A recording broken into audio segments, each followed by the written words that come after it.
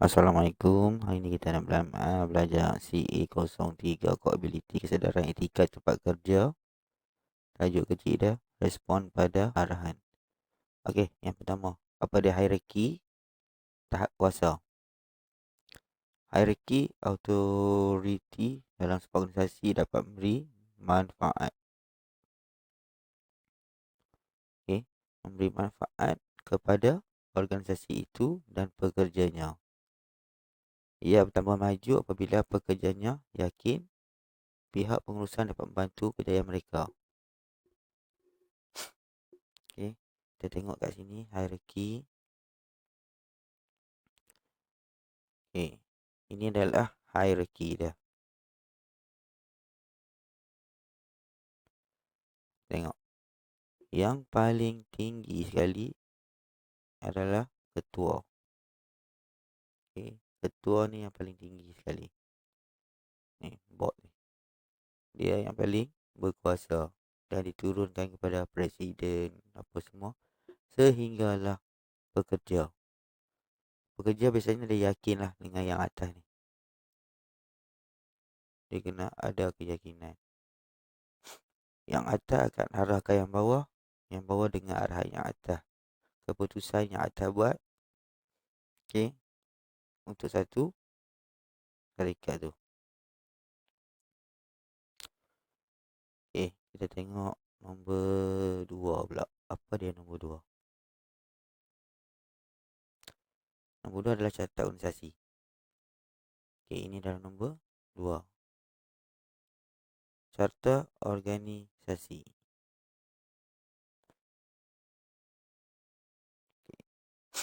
Carta organisasi. Carta organisasi adalah gambar rajah yang menunjukkan hubungan pekerja dalam sebuah organisasi.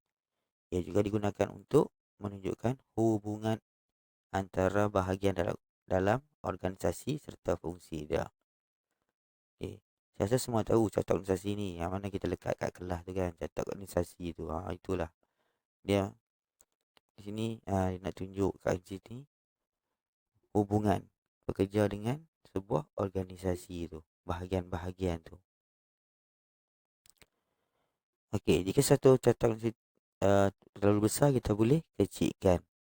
Contoh kalau kita nak buat sekolah tu besar daripada pengarah sampai ke ketua kelas terlalu besar, jadi kita ambil saja untuk kelas. Tak payah letak ramai-ramai. Mungkin kita letak pengarah, lepas pengarah guru kelas. Okey, ni contoh dia nak. Kita tengok sini. Okey, tengok sini. Dia ada lembaga pengarah, dia ada pengarah, timbalan pengarah. Kemudian dia turun lagi. Dia turun ke mana tu? Dia turun kepada aktiviti pengurusan, pembangunan koleksi, perkhidmatan. Okey, dia turun. Okey, kalau kata tadi, besar sangat tadi, kita boleh ambil saja dekat sini. Kita boleh kecilkan dia. Kita pecahkan dia. Ambil kat sini. Pecah. Kita ambil bahagian ni saja. Kita kecilkan dia. Ini maksudnya kita kecilkan dia. Okey. Sekarang kita tengok pula tadi carta organisasi. Banyak yang dah faham carta organisasi ni sebab dah biasa. Tengok ni pula nombor 3. Prinsip rantaian perintah.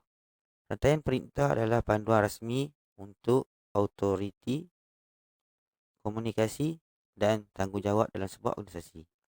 Rangkaian perintah biasanya disekalikan dalam carta organisasi. Ia mengariskan hubungan pihak atasan dengan orang bawahan dalam struktur organisasi itu, khususnya kuasa dan kuasa yang diperturunkan oleh pengurusan tertinggi kepada pekerja bawahan. Okey, 3.1. Okey, ni 3.1 pula. Tadi 3.0. Okey, 3.1. Menurut teori organisasi klasik, carta organisasi membolehkan seorang itu memahami bidang kuasa, aliran komunikasi dalaman, pembahagian tugas dan tanggungjawab. Okey, 3.2. Dengan menggunakan rantaian perintah dan hubungan autoriti, prinsip kesatuan rantaian perintah dapat dikekalkan. Kesatuan rantaian pemerintah pula bermaksud setiap orang bawah perlu buat laporan kepada penyelia saja. Okey, ni rantaian dia. Kita tengok rantaian dia. Macam dia kata tadi. Ya. Seorang bawahan, seorang penyelia saja. Okey, tengok. Ini adalah rantaian dia. Ini. Ini adalah rantaian. Ni. Ni rantaian dia. Okey. Contoh rantaian. Rantaian ni lah ni. Okey. Kemudian mana lagi rantaian dia? Sini. Ni rantaian ni menunjukkan rantaian. Yang mana ini adalah ketua. Okey, ini adalah ketua. Ini ketua. Ni ketua. Kemudian semua rantaian. Di ke mana tu? Semua akan naik. Setelah kuasa diberikan kepada yang bawah ni, okey. Kuasa dia dah bagi kat bawah ni. Ni, dia bagi kuasa kat kawan ni. Okey. Ini adalah rantaian dia. Bila kuasa kat kawan ni, yang di sini dia akan kena ikut arahan. Dia ikut arahan yang atas. Ikut arahan yang atas ni balik. Ni atas ni balik. Okey. Ini adalah ketua. Okey. Jadi yang di bawah ni pun sama, yang bawah sekali ni. 4 ni pun. Dia mesti rantaian dia. Apa yang dia dapat laporan ke apa, dia kena mengadu kepada kapten ni saja. Sebab dia dah tulis dah. Dia dah lukis dah. Dia orang tak boleh mengadu dengan kapten lain. Dia tak boleh mengadu dengan kapten ni. Dia tak boleh mengadu dengan kapten ni. Dan dia tak boleh mengadu dengan ketua pun tak boleh. Atas ni ketua pun tak boleh. Dia mengadu ikut sini saja. Dia mengadu. Okey.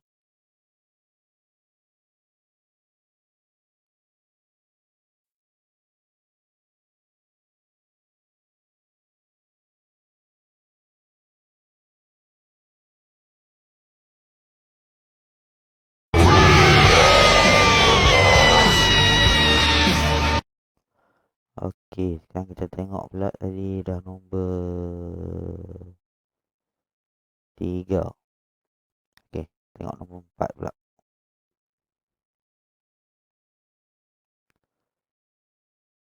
Okey, 4.3. Tadi 3.1. Kemudian nombor 4. Kewajipan dan tugas. Kewajipan dan tugas ni. Okey. Kewajipan dan tugas. Okey. Kewajipan dan tugas adalah perihal tentang pelbagai jabatan dan fungsi yang membentuk satu carta organisasi untuk memastikan organisasi itu mencapai misi dan misi. Okey, kewajipan tugas ni. Seorang pekerja ataupun syarikat tu semua sekali lah dia kena tahu apa itu misi, apa itu visi untuk syarikat. Kewajipan dan tugas boleh membantu semua orang tahu apa nak buat dalam satu organisasi itu. Setiap pekerja perlu mempunyai tugas yang berlainan dan perlu bekerjasama untuk membentuk organisasi yang cemerlang. Okey, kita tengok kat sini balik.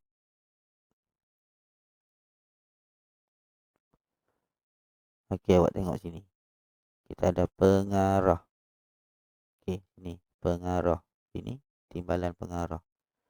Semua tugas dia berbeza. Tugas pengarah ni dia menjaga. Dia yang paling besar sekali. Okey, dia turunkan kuasa kepada timbalan pengarah. Timbalan pengarah ni ada kerja-kerja apa yang nak buat dia. Okey. Kemudian dia turun lagi, tengok ni. Aktiviti pengurusan. Kuasa pengarah ni dia turun ke bawah ni untuk aktiviti pengurusan.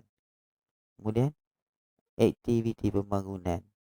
Okay. Kemudian aktiviti perkhidmatan. Semua kerja ni dan kuasa semua telah diturunkan daripada pengarah. Ni pengarah yang atas ni.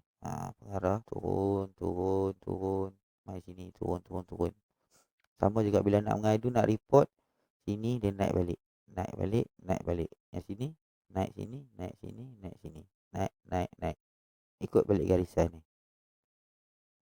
Dan ada juga carta organisasi kadang dia mewarnakan. Contoh, ini adalah bila kata aktiviti pengurusan ni, dia tak perlu dah masuk kepada timbalan pengarah. Dia buat color merah kadang.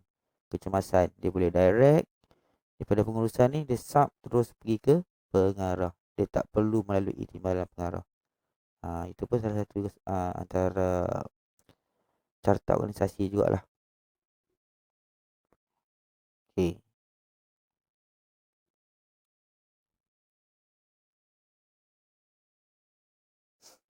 Okey, 4.4. 4.4 ni kita nak tengok apa dia penyelia dan orang bawahan. Okey, siapa penyelia, siapa orang bawahan. Penyelia adalah orang yang lebih kanan berbandingkan dengan yang lain dari segi pangkat, kedudukan dan status. Dia berpangkat. Itu penyelia. Okey. Orang bawahan adalah orang yang di bawah kuasa atau di bawah kawalan serta satu organisasi. Yang paling bawah sekali itulah macam pekerja. Kalau dalam sekolah, pelajar lah. Okey, bawah sekali. Okey, sekarang kita tengok pula laluan pelaporan. Okay. Suatu carta organisasi yang memaparkan hierarki organisasi, laluan pelaporan yang jelas perlu ditunjukkan supaya petugas pekerja mendapat kefahaman yang jelas tentang pelaporan. Okay. Macam tadi, kita tak boleh lapor terlalu tinggi. Kita ikut pada hierarki. Kalau kata pembantu kelas, adu kepada ketua kelas. Ketua kelas adu kepada guru kelas. Dan guru kelas akan adukan kepada yang lebih atas. Okey, pelantikan atau kontrak. Kontrak pekerjaan ialah perjanjian yang dibuat di antara majikan dengan pekerja yang melakar keadaan sebenar hubungan mereka, khususnya apakah ganjaran yang diperolehi setelah melaksanakan satu kerja tertentu. Maksud dia, biasanya bila kata dalam kontrak tu kalau berjaya, contoh dia kata, okey, kita dapat target, kita akan bagi bonus. Maksud dia bila kata berjaya, dia kena bagilah dengan ikutlah apa yang dia cakap dalam kontrak tu. Dia tak boleh suka-suka dia lah sebab kita dah buat kontrak, dah ada perjanjian. Okey, kontrak pekerjaan boleh membantu untuk menarik dan mengekalkan kaki tangan penting walaupun pekerja tidak boleh dipaksa untuk kekal dalam satu organisasi. Okey, kontrak pekerjaan ada menyediakan notis yang munasabah sebelum berhenti. Biasanya kalau sebelum anda diberhentikan, notis akan diberi dalam masa 60 hingga 90 hari. Okey, dalam carta organisasi juga kita boleh tahu laluan kerjaya. Contoh daripada bawah ke mana kita nak menghala. Okey, laluan kerjaya untuk menunjuk kepada perkembangan pekerja dalam suatu organisasi. Seorang pekerja boleh bergerak secara menegak, mendatar atau melintang apabila menjawat jawatan yang berbeza peranan. Okey, dalam carta organisasi tu kita dah tengok tugas-tugas tu. Bila kata dia pegang jawatan apa, tugas dia pun berbeza. Kebanyakan syarikat yang berjaya merancang laluan tangga kerjaya pekerjanya dengan menggambarkan kedudukan mereka yang realistik pada masa depan untuk mengekalkan mereka. Okey, yang ketiga, setelah mendapat idea yang jelas tentang kedudukan masa depan serta tanggungjawab tugas, pekerja dan syarikat boleh mengenal pasti jenis latihan yang relevan untuk membina kecekapan. Okey. Kita tengok lagi sekali carta organisasi tadi tu. Okey, contoh kalau dia daripada unit ni, kita tengok sini dari unit pelanggan. Okey. Okey, unit pelanggan ni kalau dia buat elok-elok, dia akan naik pangkat ke sini. Pergi kepada unit dewasa. Berjaga di situlah. Okey, kalau dia okey lagi, dia akan naik pangkat dia. Okey. Okey lagi, naik. Okey. Okey lagi, dia naik. Okey lagi, naik lagi. Ini laluan dia ni. Jadi bila kata seorang pekerja tu dia tengok, dia boleh target dah.